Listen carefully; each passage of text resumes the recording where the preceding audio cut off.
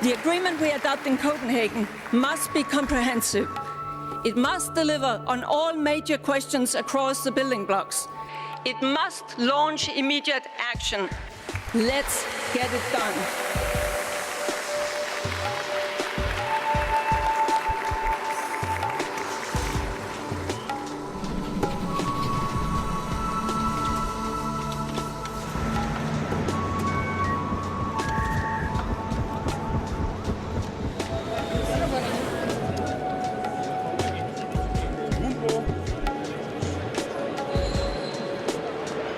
Nedtællingen til det, der er blevet kaldt det vigtigste globale topmøde i nyere tid, er slut.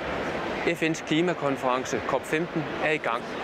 Tusinder af mennesker fra hele verden, især fra klodens fattigste lande, er strømmet her til Bella Center i København for at sætte deres præg på den aftale, der gerne skulle komme ud af topmødet. Klimaspillet er i gang.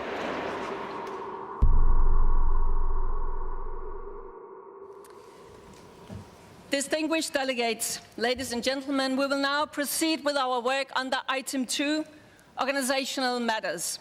Det allervigtigste mål for COP15 er enkelt og bygger på en anbefaling fra FN's klimapanel. Hold den globale opvarmning under 2 grader de næste 100 år, ellers vil det få katastrofale konsekvenser. Dette er det første af 2 tv-programmer, der følger en række deltagere fra nogle af jordens fattige lande under COP15. De kommer med høje forventninger, fordi ledere fra alverdens lande på forhånd har erklæret, at de i København vil gå fra ord til handling. And we need to get down to business as soon as possible. What will happen from here will have significant consequences to what happens to the life of the humanity, particularly those who are affected, the poor of the world. Bolivia is losing right now its glacier. Whatever offset or money you can give us, you will never replace a single glacier that will disappear in Bolivia or a single species that will disappear because of the irresponsible behavior and development of developed countries. Verdens ulande står i en usædvanlig stærk position ved klimaforhandlingerne. Kravet er penge på bordet, ellers ingen aftale. The emissions we already have in the atmosphere are committing us to certain impacts. These impacts are already being felt. It is not like we will wait for another time when the emissions are reduced. It is happening now. So we need support. I would like the international community would support Vietnam, especially the poor and the most marginalized community, to sustain their life and their livelihoods, to fight climate change with adaptation on mitigation. We want compensation and we want direct action and actual agreement on the part of the world leaders to come to terms so that first of all, we can be compensated, and second of all, actual actions are taken to reduce this emission.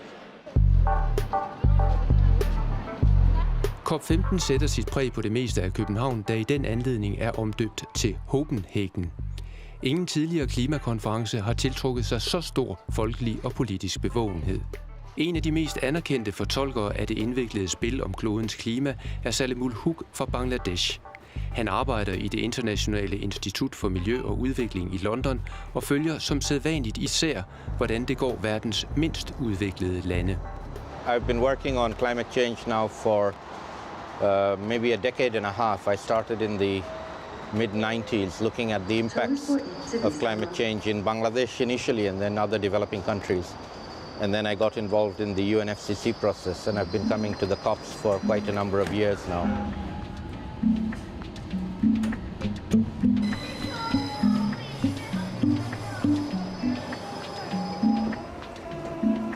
The conference of the parties over the years have evolved enormously, and more civil society, journalists, media are coming. A lot more government delegates now accommodates. So it has become a huge event, and it's the first time, this time it's going to be a summit-level meeting with heads of state here. COP15 er rekordernes klimakonference. Omkring 34.000 har søgt om lov til at deltage her i København, men der er kun plads til 15.000.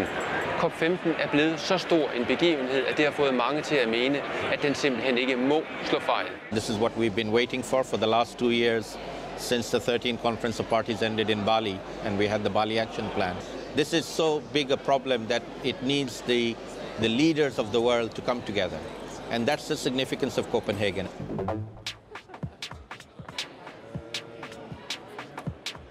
En klimakonference er et virvar af møder og sideløbende forhandlinger om indviklede tekniske spørgsmål. Nogen skal bevare det store overblik, og den krævende opgave deles af værtslandet og FN's klimaorganisation. Herinde bagved ligger klimakonferencens kommandocentral. Det er herinde, at sekretariatet både for det danske formandskab under ledelse af Connie Hedegaard og for FN's klimaorganisation UNFCCC holder til. Det er også herinde, at trådene samles, og at de mange forskellige beslutninger fra arbejdsgrupper og for plenumforsamlinger skal skrives ind i det, der gerne skulle blive konferencens endelige slutdokument. Some of it happens in the formal meetings, in the big group meetings when they discuss things in the plenary, but much of it happens behind closed doors, in the back rooms, between key players, key individuals, key organizations, key countries who speak on behalf of different groups.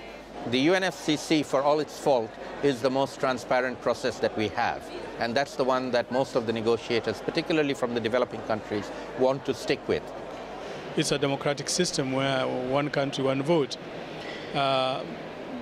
We are happy with that because our vote is as strong as the American vote, despite our limited capacities and capabilities. We go by consensus. So if one person, even Kenya or Tuvalu or a small island state like Maldives, objects, there's no consensus, it doesn't go anywhere. Decisions are taken in the end. Nobody can take a decision in advance, no matter how powerful they are. They cannot decide this is what we're going to do and tell everybody else to sign it.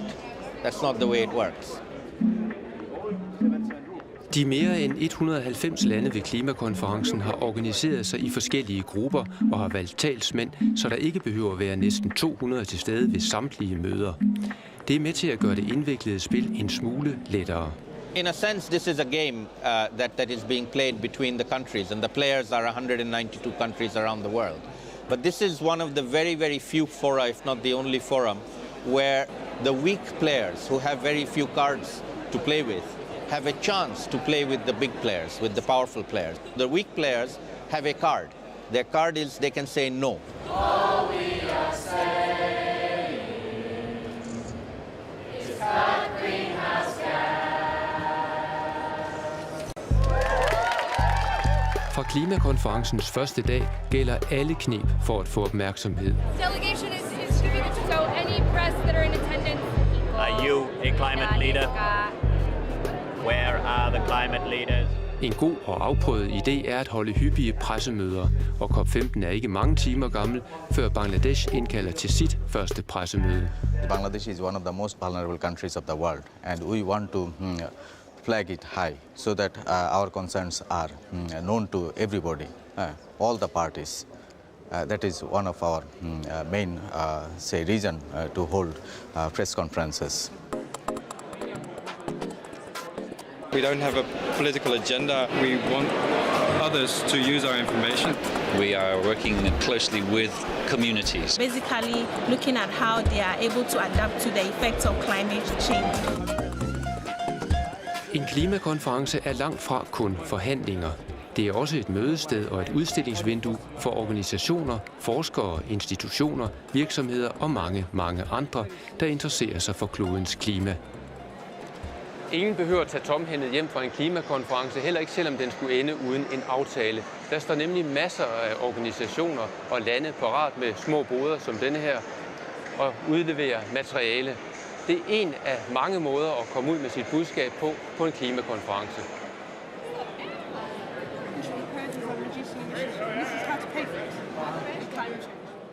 Mere end 20.000 repræsentanter fra vidt forskellige NGO'er fra hele verden har meldt deres ankomst til København. En del af deltagerne er til klimakonference for første gang.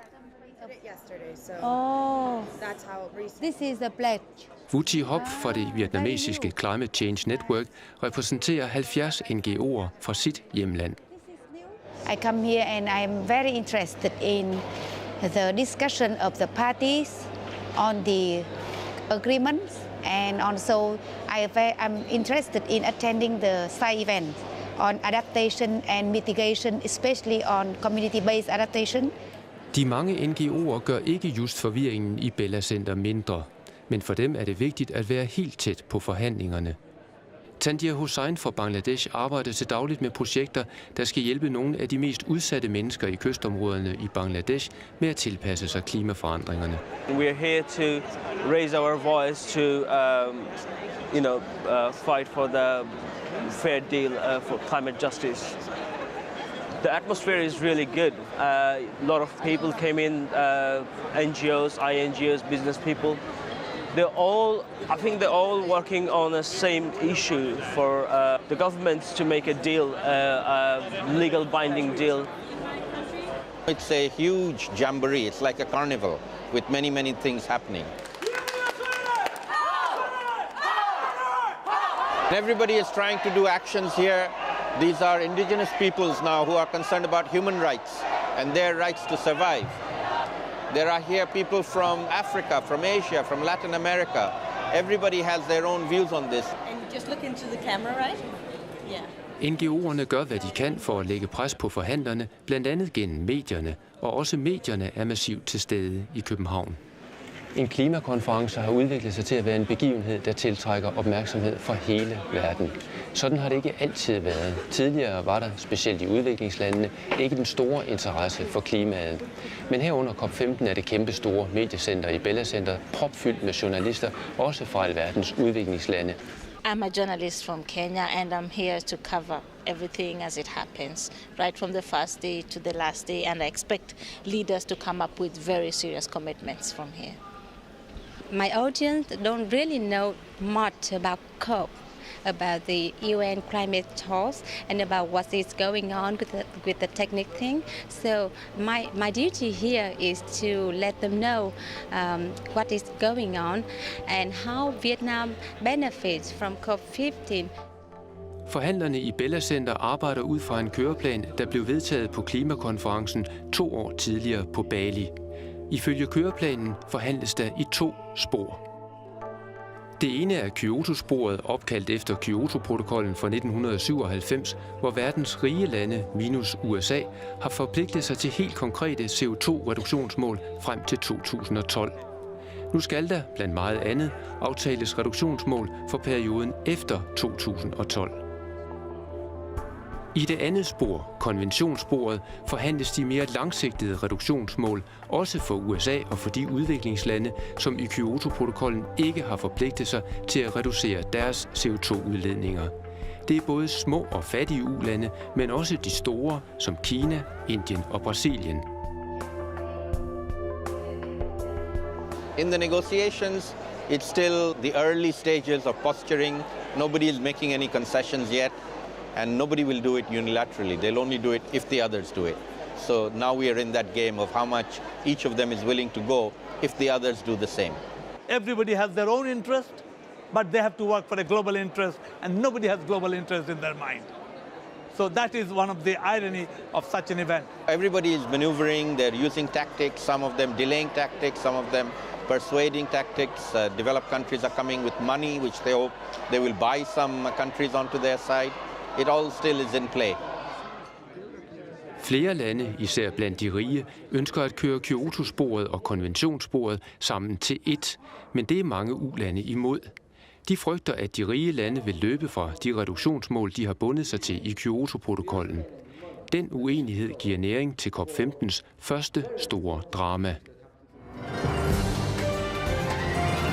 Et lækket dokument fra klimatopmødet tyder på, at de rige lande pynser på at tage sig mere magt over de fattige. U-landene raser. På konferencens anden dag offentliggør den britiske avis The Guardian et papir, der hurtigt bliver kendt som den danske tekst. Det er et udkast til en København-aftale, der er udformet af det danske formandskab. Men U-landene føler, at teksten kun er stemt af med alle de store og rige lande, og de er også utilfredse med, at teksten ikke nævner Kyoto-protokollen.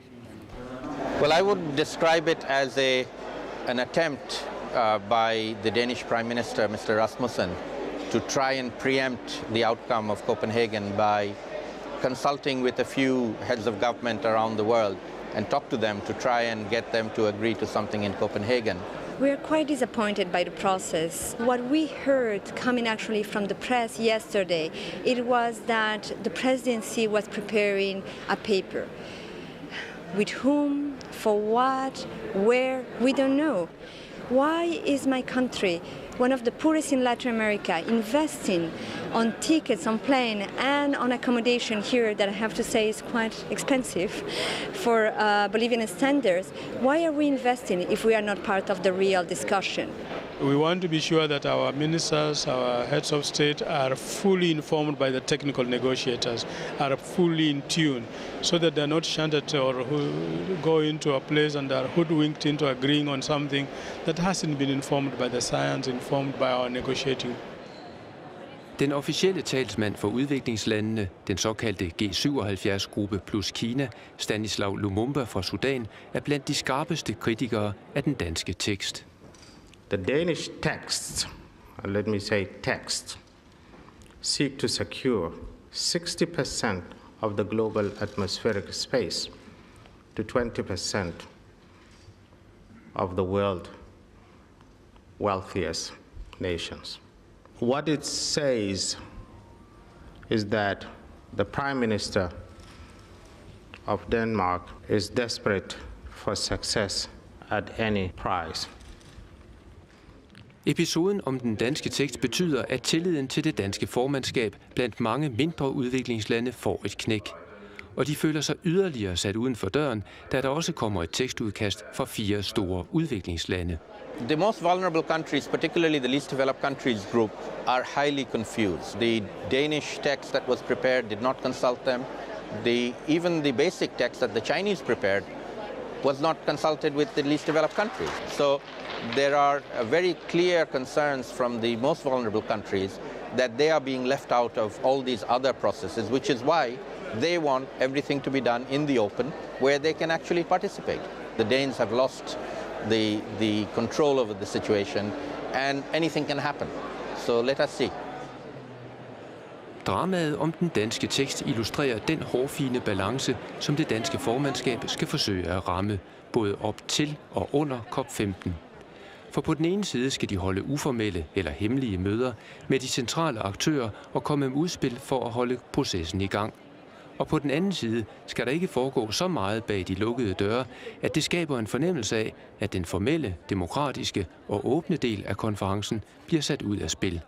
Og få vores statsminister til at kunne fungere med hans kolleger, og samtidig så har The presidency's responsibility has always been to move the process forward, consult with everybody and try to find a consensus.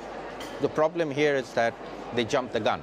They said the negotiations will fail and therefore we are preparing an alternative. The negotiations had not ended when they made that move. So the negotiators got really upset. They said, we haven't finished our work. How can you say all this work should be thrown away and you bring in something from somewhere else and make that the agreement? We have still to negotiate. We want to negotiate.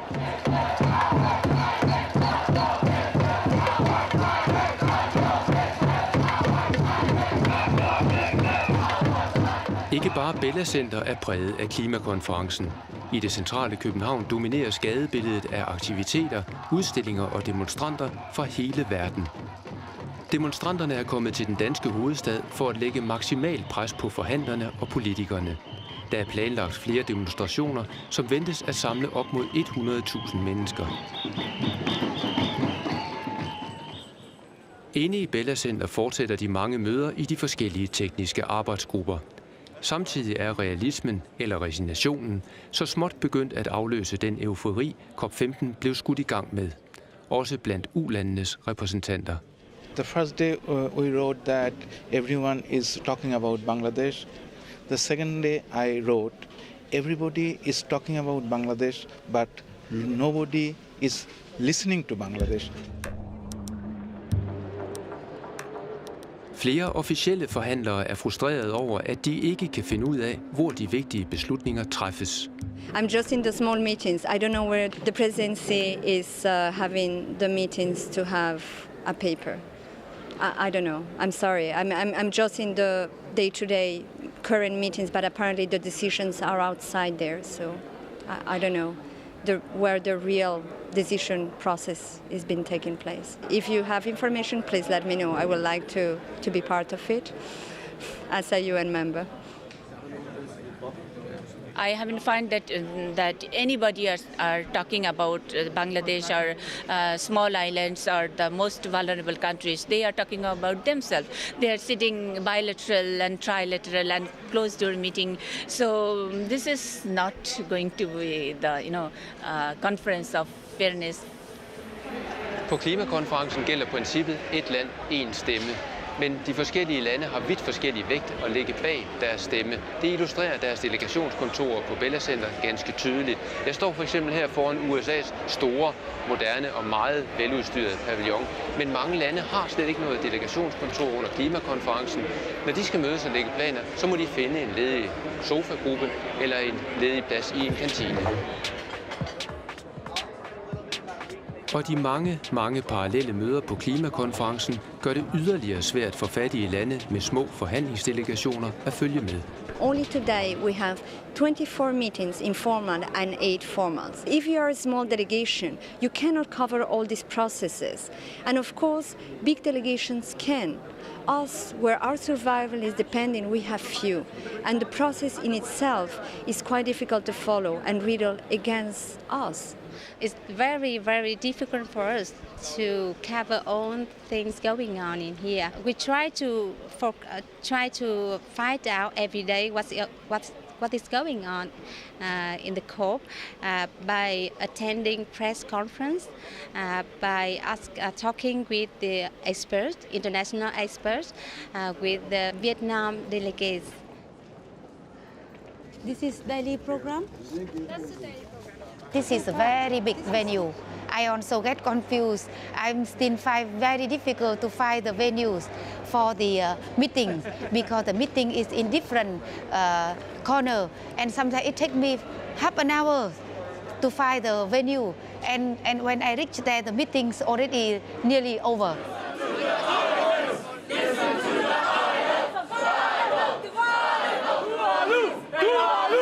Den danske tekst er på konferencens 3. dag onsdag officielt skudt ned. Men den lille østat Tuvalu sætter gang i et nyt drama. Okay, Tuvalu, you ask for the floor. The procedure you have proposed is not a conclusion that we agree with. Tuvalu er blandt de lande, der først vil blive opslugt af havet, hvis den globale opvarmning ikke bremses. Therefore, we have great difficulty and we cannot support your proposals. Okay, listen everybody. I would now like to suspend the meeting for 10 minutes. Tuvalu foreslår ikke alene, at Kyoto-protokollen bevares, men også, at der vedtages en protokol i København med forpligtende reduktionsmål for alle verdens lande. Forslaget giver nærmest Tuvalu heltestatus blandt nogle ulande og NGO'er, men mange rige lande og de store og stærke ulande er imod. Forslaget afslører begyndende sprækker blandt store og små ulande, men fører også til procedureproblemer, der for en tid sætter forhandlingerne i stå. Everybody else tried to get Tuvalu to agree to have a contact group. Tuvalu said no. This is a question of our survival. We want a legally binding agreement in Copenhagen. That's what we agreed 2 years ago in Bali. We have spent 2 years negotiating. COP15 handler ikke kun om at få en aftale, der reducerer udledningen af CO2 i atmosfæren. Udviklingslandene ønsker også penge til at tilpasse sig de klimaforandringer, som de rige landes CO2-udledninger er med til at forårsage. Og der skal rigtig mange penge til. If you look at the historical responsibility that goes with climate change, it's not difficult to figure out where that help should come from. EU er klar med 54 milliarder til ulandene i klimastøtte. Torsdag mødes EU's ministerråd i Bruxelles og giver det første konkrete tilsagn om penge til klimatilpasning i ulandene. Det er et meget, meget stort skridt. Det er ekstremt positivt. 18 milliarder kroner om året fra 2010 til 2012 er EU parat til at punge ud med. Men det beløb imponerer ikke ret mange fattige lande. We have put some figures on the table of 100 billion. Unfortunately, we are beginning to see things like 5, 7, 10 billion, which is nowhere near the expectations. Kenya alone has a need of about 3 billion. Klimakonferencens første uge har ikke budt på megen fremdrift i forhandlingerne, nærmest tværtimod. Men fredag sker der noget, som muntrer mange udviklingslande op. Formandskabet lægger et par nye forhandlingstekster på bordet. Det er et tegn på, at de danske værter er indstillet på at genoplive Kyoto-sporet. Now we have slightly better news. There is two texts presented by our chairs of LCA and KP. That is within the UN, which we very much welcome, but it's not the parties-driven process that we expect yet. So small step on the right direction, still a lot of work to do on the process, but at least we are back in the UN. Den første uges forvirring og mangel på resultater kommer ikke bag på de mest rutinerede klimaforhandlere. This is normally the case, that there's a state of confusion at some point in the first 1 week, but it will all come together towards the end of the week. If it doesn't come together, it will all come together towards the beginning of next week. And my prayer is that it doesn't break up, that we get some agreement with the heads of state next week. Salimul Huq har travlt under klimakonferencen. Blandt hans mange gøremål er at indtale en daglig videoblog, der bliver lagt på hjemmesiden hos det internationale institut for miljø og udvikling. Der kan interesserede fra hele verden følge hans udlægning af klimaforhandlingerne. We've already had many different ups and downs during this process. A lot of maneuvering, a lot of splits and different countries coming forward with different views. Within the G77, there's an obvious split. Small island countries want something which the large countries like China, India and Brazil are not supporting. So it's very clear that there is a division between their ranks, everything to be played for, and we need to see what will happen. And I'm still optimistic that in this confusion, something will come out at the end. Det er blevet lørdag, og vi er halvvejs inde i den historisk velbesøgte klimakonference i København. Den første uge har budt på de sædvanlige op- og nedture. Lige nu er stemningen mest præget af forvirring og usikkerhed. I næste uge sender holdene deres nøglespillere på banen i form af minister, stats- og regeringschefer, og så kan slutspillet for alvor gå i gang. No to injustice! No! No! Hey, you who are sitting there making decisions. The world is waiting for a real agreement.